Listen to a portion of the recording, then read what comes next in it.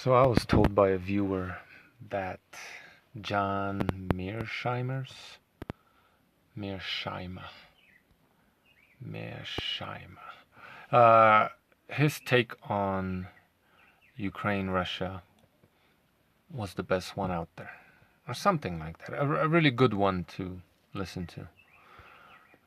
Now, in the interest of full disclosure, I did watch a video conversation this man had with another man on the topic, so I'm not completely unprepared. I have some ideas, but let's see what he has to say anyway. I'd like to first of all talk about the causes of the present crisis, and I'd like to speculate on where this is all headed. Now, with regard to the causes, it's very important to understand that who caused this situation is of tremendous importance because it involves assigning blame. Uh-oh.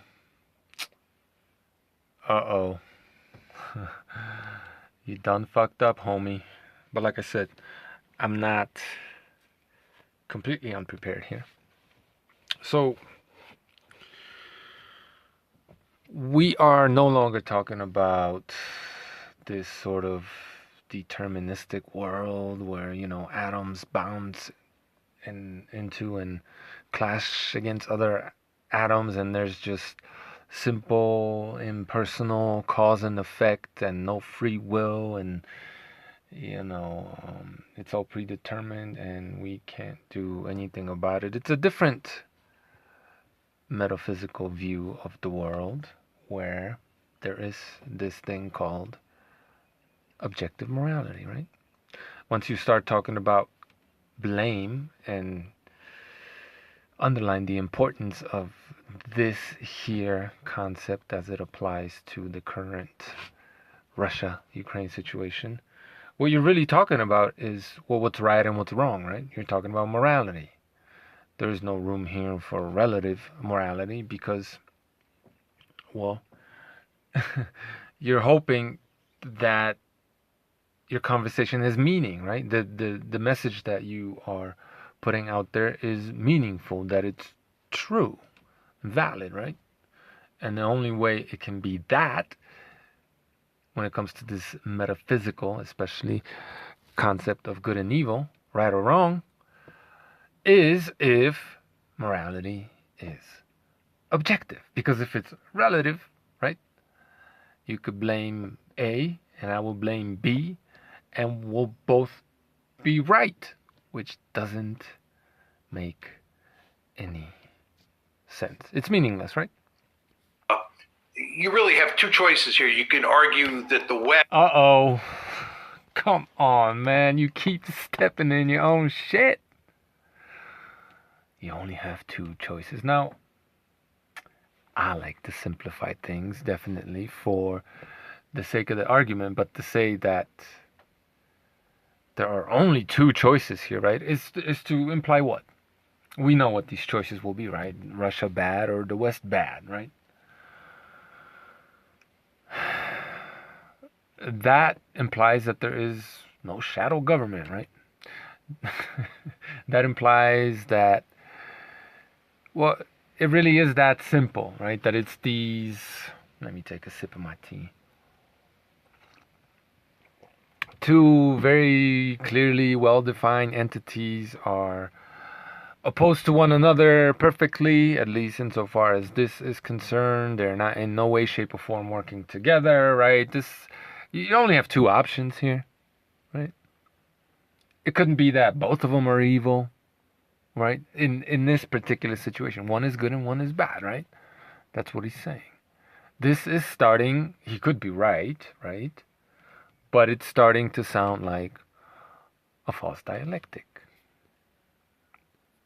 And especially the United States caused the crisis, or you can argue that the Russians caused the crisis. But that means that... Why couldn't you say both of them did, right? If I punch you and you don't respond and I stop punching, right, because you didn't respond, then there is no fight. Did I cause a fight? No, because you didn't fight back. But if anyone's guilty for, because of whatever injury or harm, well, it's me, right? Are you guilty of anything? No, but if you start fighting back, right? Well, you're also guilty, right? Even if you're just defending yourself.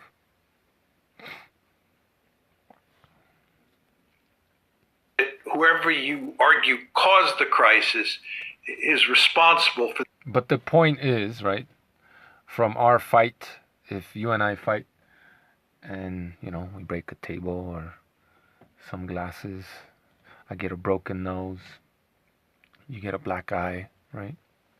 Who caused the crisis, right? Just one side? Come on now. Really? This is supposed to be some kind of, like, look, I know this man has spent his entire life, and by the looks of it, it's been a while, studying whatever it is that he's studied, and he is, I guess, what you would consider an expert on that which he's talking about, right? Meaning what? That he probably doesn't have much experience in that which he's talking about. But I'm sure he's read a lot of books and blah blah blah blah blah blah, this and that. Still, that doesn't mean that he's correct, because if the underlying assumptions, and he's given you two already, right, are bullshit, then everything else that follows is likely, well, without a doubt, bullshit. This disaster. And it is important to understand that this is a disaster. Ukraine has lost Crimea. It's, in my opinion, going to lose the Donbass. And the only interesting question to me at this point is whether it's also going to. The Crimean Khanate lost Crimea, right? And before them, somebody else. Just throwing that out there. I heard someone say that Ukraine is basically Russia. It's always been Russia. Like, Ukraine is Russian. What? Talk about complete and utter ignorance of the history in the region. But this is, for a lot of Americans on the right? It's really that simple. Lose more territory in the eastern part of its country. Furthermore, Ukraine's economy is wrecked. Its cities are in the process of being wrecked. The international economy is going to be badly affected by these events as they go on. This is going to have terrible consequences, I think, for the Democrats in the fall. Furthermore, it makes it difficult for the United States to pivot out of Europe and pivot to China, where there is a potential threat, which is China. Furthermore, we're driving the Russians into the arms of the Chinese, which makes no sense at all. And all at the same time, we're making Eastern Europe a very unstable region, and therefore forcing us to, if anything, up the ante there. So this is a disastrous situation. So the question of who caused it and who bears the blame really matters. Now, the conventional wisdom in the United States and in the West more generally is that the Russians are responsible for this. And in particular, Vladimir Putin is responsible. As I'm sure almost all of you know, I don't buy this argument at all, and I haven't bought it for a long time. In my opinion.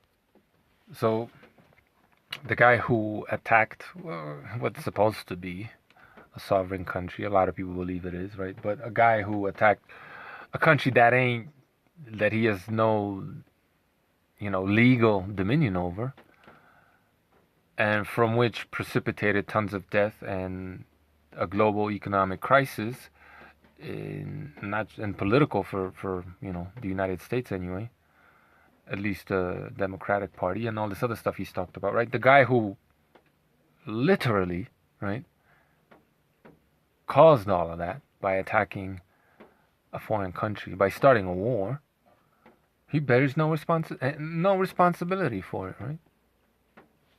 Like, are we fucking retarded? Serious question. Are we fucking retarded? The West bears primary responsibility for what is happening today.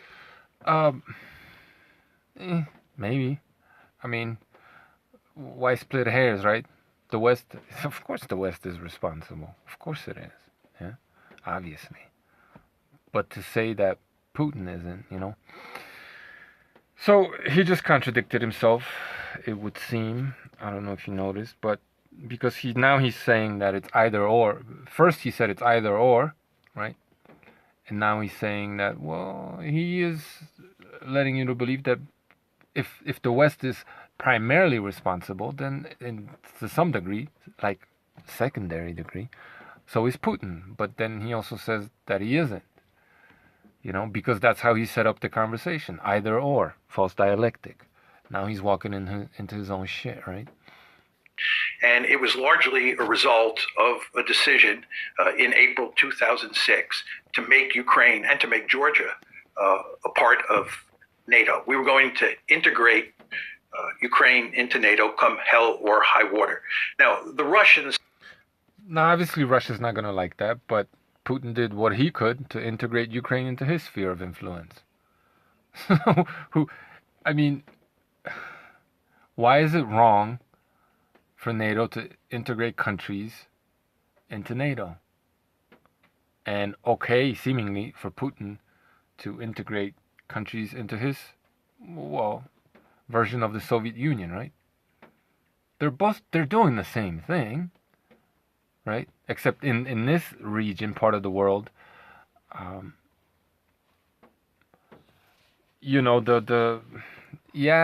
mean, the Americans did train the Nazis in Ukraine, so on and so forth. But, Russia supported the other side. So it's like this. I mean, this has been going on forever, right? This is just the Cold War never really. I mean, it quieted down for a second there, but it never really went away. This has just been going on forever. So again, just to blame one side when both of them are clearly engaged in all of this, and very importantly, and will he talk about this, right? Both Putin and, let's say, Biden or Trump before him or Trump after him, just made a prediction there, are COVIDists. They're all COVIDists, right? But is that even going to be part of the conversation here, right? As if that had nothing to do with any of this, right? And all the shady circumstances surrounding, the testing and the refugees and all of a sudden the easing of restrictions because it's convenient, no vax passports because, 3 million, 3.5 million refugees all of a sudden, blah, blah, blah, this and that.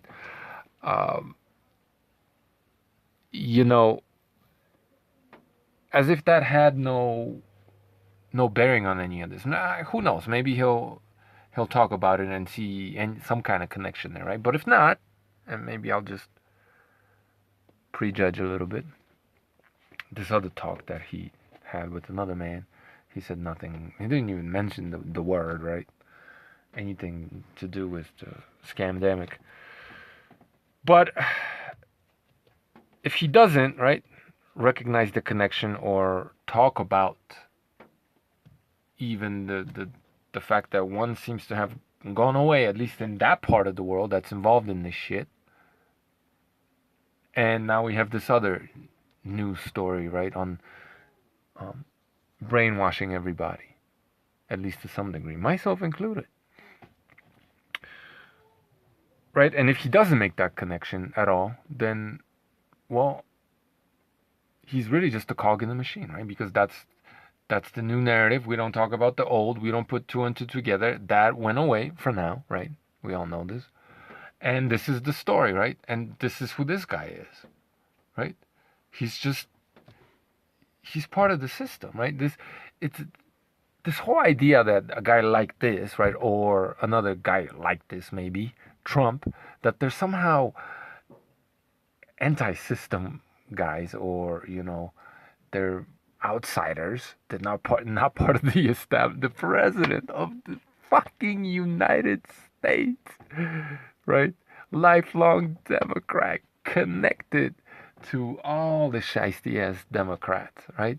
Making deals or with fucking sexual degenerates like Epstein, or at the very least hanging out with them, right? Giving money to Bill Gates, tons of fucking money to Bill Gates. Somehow these sheep convince themselves that he is not part of the establishment. Fuck. Right? So that's who this guy is. He's just, he's just a different flavor bullshit, basically. A different flavor of bad. And I don't mean that he's necessarily, doing this consciously or aware of it, but, he can't even, once again, if you can't even follow basic logic, right? And it takes you how long? 3 minutes to contradict yourself.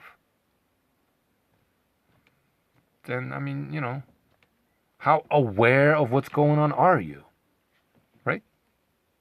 Said at the time that this is anyone can learn the details, read enough books, talk to enough people that relay enough information about what's going on, and they could kind of weave a story that suits their beliefs or agenda or what have you, right? Anybody can do that. But if the foundation isn't logical, then who gives a fuck?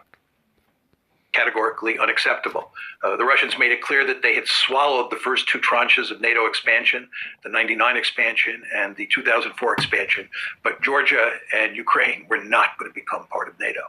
They were drawing a line in the sand. They said this is an existential threat to us. And indeed, in August of that year, of course, August 2008, you had a... Yeah, but they said, is it? They said, so what? Is it? But they said, so it must be true. War involving the Russians and the Georgians over the whole issue of whether or not Georgia would become part of NATO. Now, it's important to understand that when we talk about Western policy and we focus on NATO and expansion of NATO into Ukraine, that actually Western policy had three prongs to it. The core prong was definitely integrating Ukraine into NATO, but the other two prongs were integrating Ukraine into the European Union and turning Ukraine into a pro-Western liberal democracy, in effect, putting in place the Orange Revolution. Now, I'm personally against these unions, whether it's the European Union or the Soviet Union. They're all bad, right? It's all just a step closer to globalism. It's just bigger and more central government, right? Bad idea all around. But how, on the one hand, how are you as a system guy? What like how do you convince me, right? You just assume these things, but how do you convince people that it's wrong for NATO to expand again? This whole premise that it's like it's wrong for one side to do what the other side wants to do. Right? There's no blame on Putin expanding, wanting to expand, right? Well, let's just keep it real for a second. Why is Ukraine being brought into the Western fold a problem for a guy who wants to resurrect the Soviet Union in some way, shape, or form? Why is that a problem?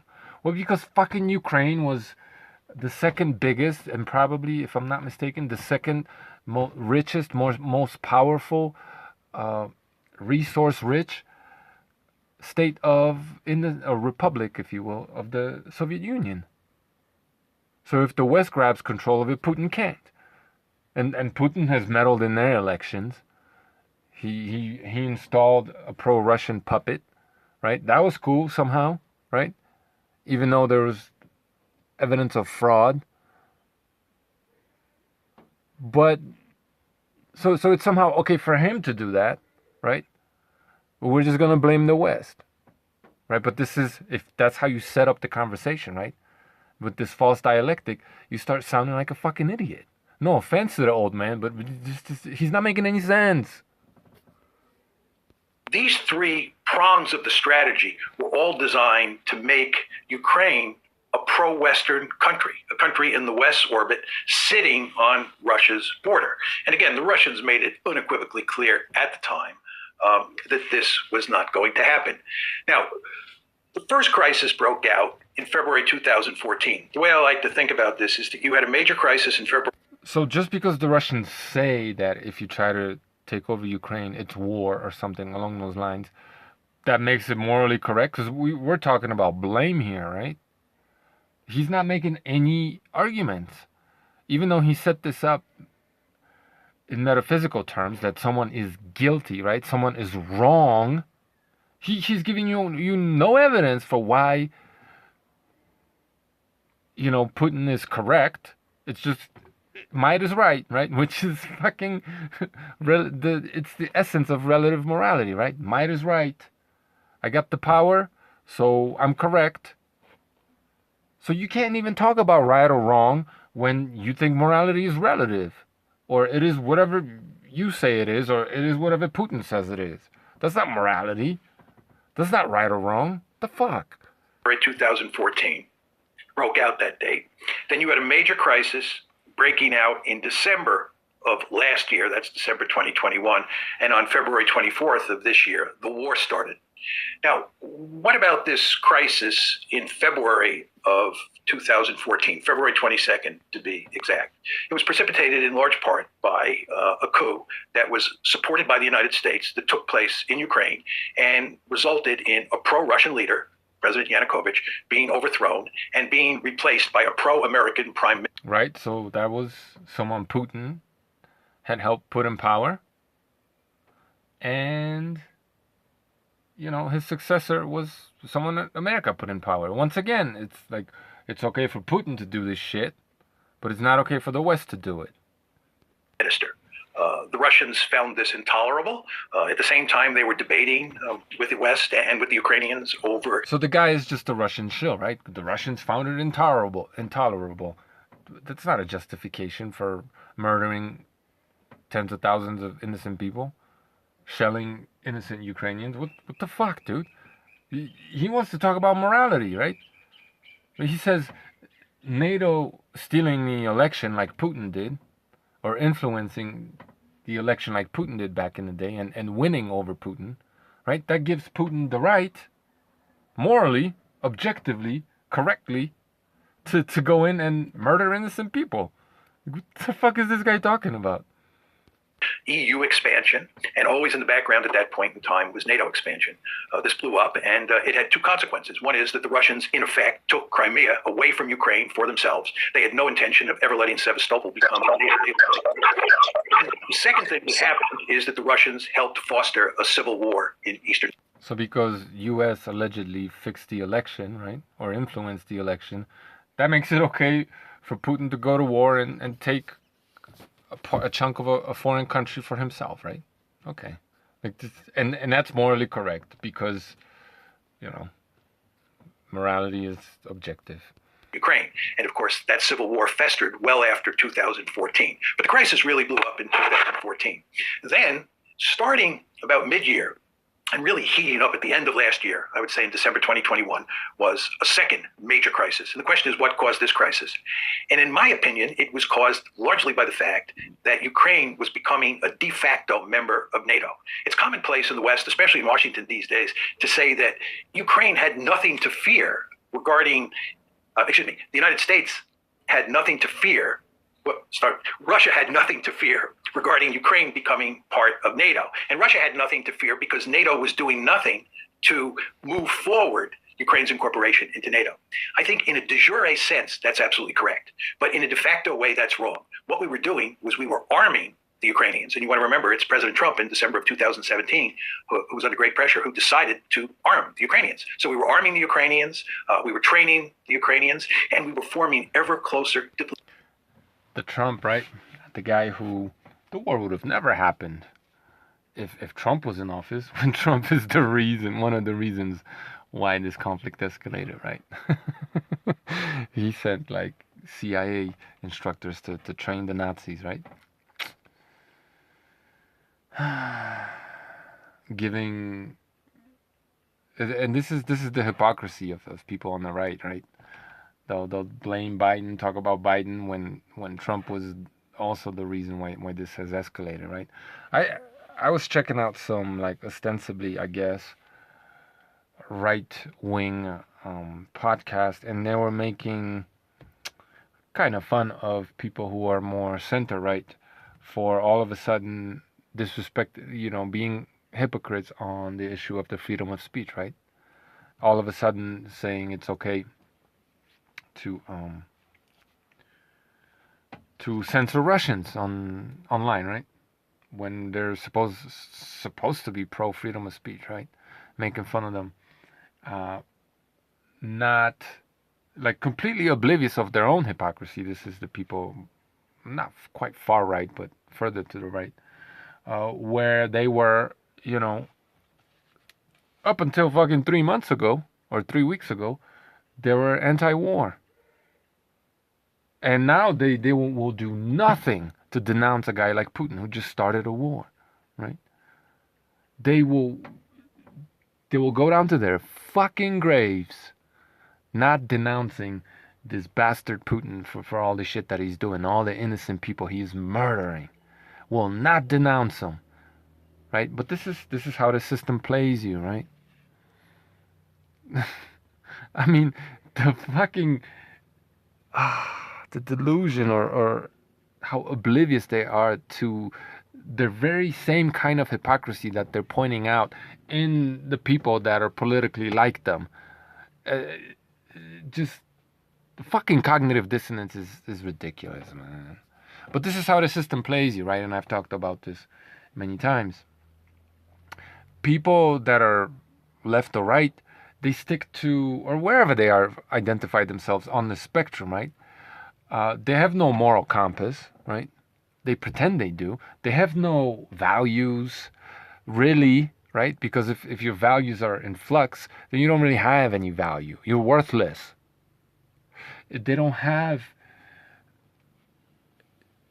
any standards, really. And they don't have any principles. Because if the principle is, peace, no war or isolationism or, any of those things, mainly no war, how is it all of a sudden, why aren't you denouncing war? As if there weren't other diplomatic solutions to this, right? Or at least Putin could have tried. But they won't denounce a warmonger. That's who he is. But this is, right, they're aligned.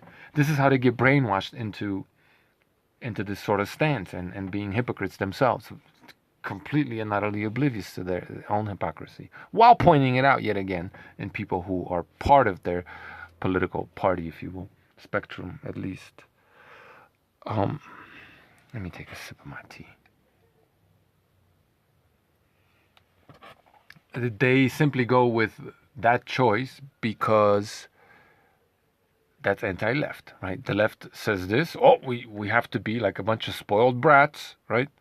We have to oppose because, the ideology is to be anti people on the other side, right? And I suppose you could call that a principle, right? But that's the only, if they are principle, that's the only principle, it would seem, right? Fuck it, let's, can we get through this whole thing? Diplomatic ties with the Ukrainians. And this spooked the Russians. It especially spooked the Russians in the summer of last year when the Ukrainian military used drones against Russian forces in the Donbass region. It especially spooked the Russians last summer when the British drove a destroyer through Russian territorial waters in the Black Sea. It especially spooked the Russians in November when we were flying bombers within 13 miles of the Russian coast. So all of these events coupled. So like NATO is supposed to, be getting ready to invade Russia, right? And Putin just invaded Ukraine to prevent that, right? To prevent, I mean, just think about what's happening here, right? This is how fucking dumb this is. Putin, by invading Ukraine, is supposed to prevent NATO from attacking him, fighting with him, against him. When going into Ukraine, could be the reason why NATO eventually gets involved and attacks Russia or Russians, right? And NATO is doing, at least for now, it could be just one fucking game to prolong this conflict and make us all poorer. But at least for the time being, if NATO ever needed an excuse to attack Russia, they'd be doing it right now. So it doesn't make any fucking sense. God, this is so frustrating. But look, maybe I'm the dumb fuck. You tell me what I'm like. How am I not making sense? With this uh,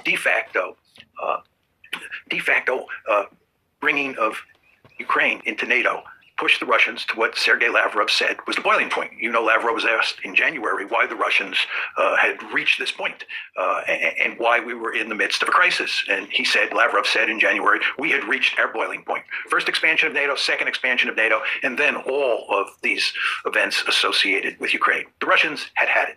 So you had a Oh, they had it. So that makes it morally okay because they felt like it. They felt insulted. They felt threatened. They whatever, right? In what jurisdiction or in what moral code is killing someone, right? Because they threaten you, or they scare you, right? They move next to you and they do something to scare you. How is it okay to murder them? How is it morally okay to murder them? Make that make sense. Crisis of massive proportions, which of course resulted on February 24th in the Russians invading Ukraine. And we are now in the midst of war. This is not just a civil war in eastern Ukraine, which is what we had before. Anyway, I'm done with this guy. He won't mention... You can go watch this and let me know. He won't talk about COVID or the pandemic or how that may be related and that... Because he doesn't... He probably even... He believes, there's invisible enemies out there trying to get us. Like, this dumb shit, right? Like, whatever, man. I ain't talking about that right here, right now. Anyway, how do we wrap this rant up? Yeah, the guy's not making any sense. You know what I mean? I know, like, it sounds good to a lot of people because they don't have any principles. I'm sorry, no offense, but you don't have any principles. What is your principle? You're not a moral person. You're immoral. If this makes sense to you, you're demoralized, right? Like the guy is just constantly contradicting himself because he's towing a certain party line. He has a certain bias, all these preconceived notions, and basically what it is that Putin is God, right? Putin makes the rules, and if you don't follow them, he has the right to attack you. That's it, right? And this is in no way me saying that the West isn't to blame here, because as I've stated a million times before, they're working together to destroy all of our lives and benefit from it in the end, okay? And whenever, the final boss battle happens, or whatever little boss battles on the way to that one happen, when they do and if they do, then that's their little thing, you know what I mean? But the first priority of all of these COVIDists is to fuck you and I first. Obviously. So it's hilarious to me how people on the right, I mean, the cognitive dissonance and the idiocy, really, ultimately, and the brainwashing goes so deep, and there's so many examples of this, and the fact that no one seems to have any sort of worthwhile principles or the ability to make sense, right? Speak the truth. But this is just another example of this, right? People on the right who will, on end, talk about the sort of thing that Yuri Bezmenov was talking about. And I'm not saying everything he said is correct, but it is well accepted, at least on the right, right? And it's been so forever now, that the United States political structure, the education system has been infiltrated by Marxists, right? A lot of them coming from where? The former Soviet Union, East Germany, right? That sphere of influence. So, and that has resulted in a large portion of the American public thinking like people from the Soviet Union, right? Which is where you get like the extremists, the Marxists, or what have you, which Putin isn't, right? But the Soviet Union wasn't just that, right? It wasn't just that. There's a lot of different ideologies uh, being pushed and promulgated, but in that part of the world. And if Marxism made its way over to the United States, clearly a whole bunch of other shit did as well, right? This is what I said when the Berlin Wall fell, right? It's not like we ended communism. The fucking virus spread all over the goddamn world. So this guy's clearly pro-Russia, right? Putin is God, and he's pro-Russia. Where the fuck do you think that came from, right? So it's hilarious to me. Right, I'm not calling him a Marxist, obviously. I don't know if he is or isn't. Doesn't sound like one, at least not here. But you know, Russia didn't give us just that, and it didn't even come from Russia in the first place. So whatever. But the Soviet Union, you know, a whole bunch of other shit came to the United States from that part of the world, right? And embedded itself in this man's head. And the people who point out, right, how wrong this was for this to happen, for this Eastern European thought, ideological, insofar as the elites are concerned, to make its way into the Western civilization and spoil it, right? In some cases, help to degenerate it. Those same people will link you videos of this guy here, right? Those same people are all of a sudden pro, essentially, Soviet Union. they, they seem to have been convinced that that whole thing, right? That whole ideology, those elites, that shadow government, that oligarchy, that power structure that has existed for at least 1,000 years now, right? Maybe not quite that long, and it's shaped itself to become what it is today, right? Probably defining itself and gaining more power in at least in the ability of being able to spread itself, which they agree it has been able to do that, right? They all of a sudden they also at the same time seem to think that that whole power structure just became somehow more American than America at the same time, or more Western than the West. Why? Well, because Putin said some shit about gays and ostensibly is against all that because he says so, right? Because he says so. Way to stick by your guns, guys, all of you out there. Way to not get fucking brainwashed by the bullshit that's going on.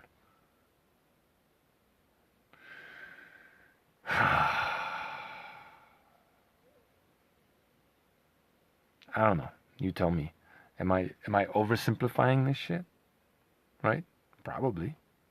But am I wrong? That's the question. And if so, how? Thanks for watching.